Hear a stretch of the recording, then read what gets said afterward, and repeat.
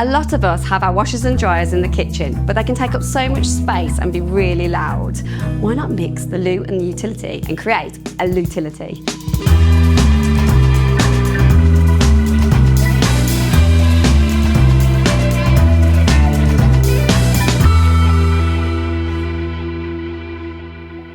Right, you can get an off-the-shelf unit for this project, but we're going to make ours bespoke so it's perfect for the space. First up, we're going to measure up, and I really want to utilise this space to be as efficient as possible. So we're going for a stackable tumble dryer and wash machine. While I'm measuring, I want to make sure that I leave around 10 centimetres at the back and 2 centimetres either side for ventilation and also in case the machines vibrate. Now we're putting the tumble dryer on top and the washing machine on the bottom because the washing machine is heavier.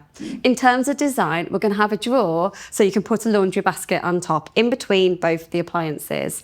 Then we're going to end up with a gap here. Let's utilise that so we can store larger items like ironing boards and brooms. We're really lucky we have a plug socket here already, but if you don't, get an electrician in to put one in for you. And make sure when you're building it, you don't cover up anything important like a fuse box. So let's get building.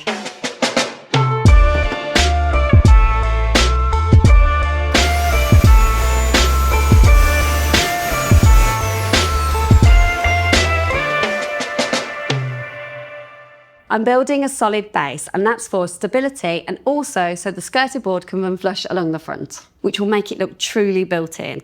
To create the frame, I've cut the timber and I'm going to pre-drill some holes so it can be easily fixed together and then secured to the wall. Once your frame is in place, have a look around to see if you have any gaps, like we do here, but don't worry if you do, not all houses are the same, some are a bit wonky. If you do have a gap, use some packers, which you'll drill through when you secure the frame to the wall. But before you do that, make sure you use a stud finder to avoid any electrics or pipe work.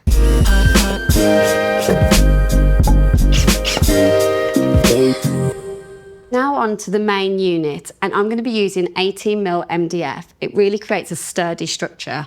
MDF comes in massive sheets. You can cut that yourself, or I use the in-store cutting service. I'm going to pre-paint the unit before I install it because there's lots of tight spaces to try and fit the roller in. And also remember, MDF is really porous. It's like a sponge, so we want to prime before we add this gorgeous colour. I've given it 2 coats and I really love this colour. I'm now going to assemble the unit on the floor before securing it to the wall. To do that, I'm going to add some wood glue to the edges. I'll pilot hole to stop the MDF from splitting and use a countersink drill bit to hide the screws. Now the unit is assembled, we need to place it on top of the base and secure to the wall. But first we need to add some L brackets. I piloted into the MDF and attached it to the top and the middle. And then I'm going to secure it to the base. But before that, make sure you use a stud finder to avoid any pipes or electrics and use the correct wall plug for your wall type.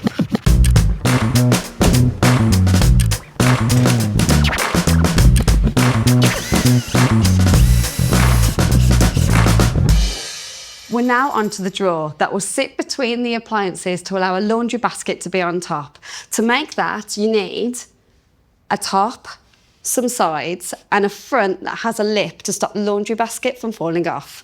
Now we have soft close drawer runners that will allow the drawer to sit inside and pull out smoothly.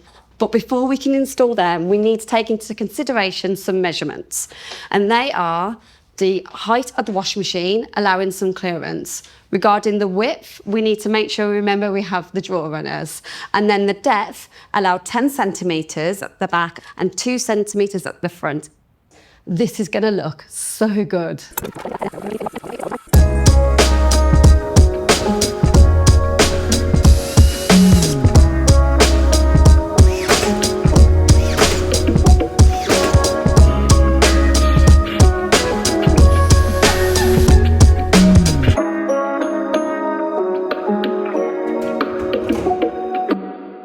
We're now going to create a shelf for the tumble dryer to sit on. This needs to be really sturdy, so we're going to use some timber to create a frame. We're going to have a front, back and 2 sides and a support in the middle.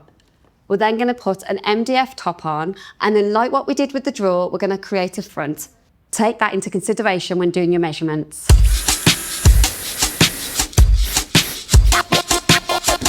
Once you've screwed your frame together, you can place it inside your unit. A top tip, use a scrap piece of wood either side. It will help keep the frame in the perfect position so you can secure it. Then you can make sure it's level. You can screw from the outside, but you want to keep a perfect finish. So we're going to go from the inside. Just make sure you use the right length screw so it doesn't go through the MDF.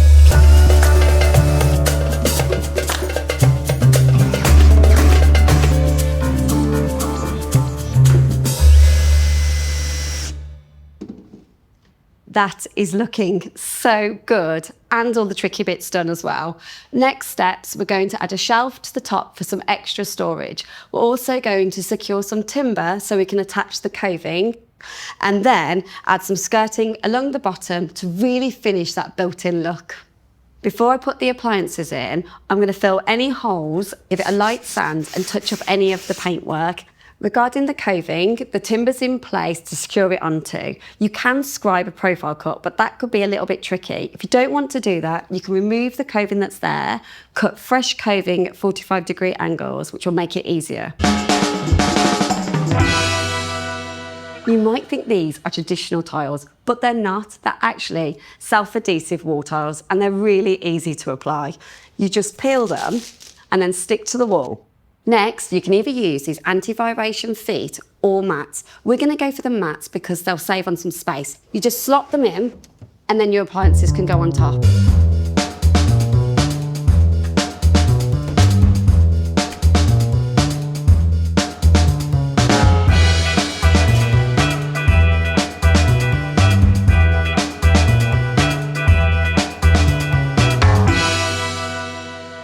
This has turned out perfectly. I love the way the colour of the unit matches the walls, and then by adding skirting and coving, it looks so built in.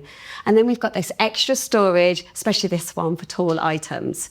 But my favourite part by far is this pull-out drawer. I mean, how useful is this?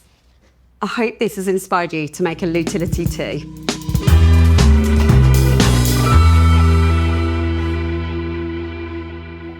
Don't be put off with starting a DIY project like this. Just give it a go and never miss a video by hitting that subscribe button.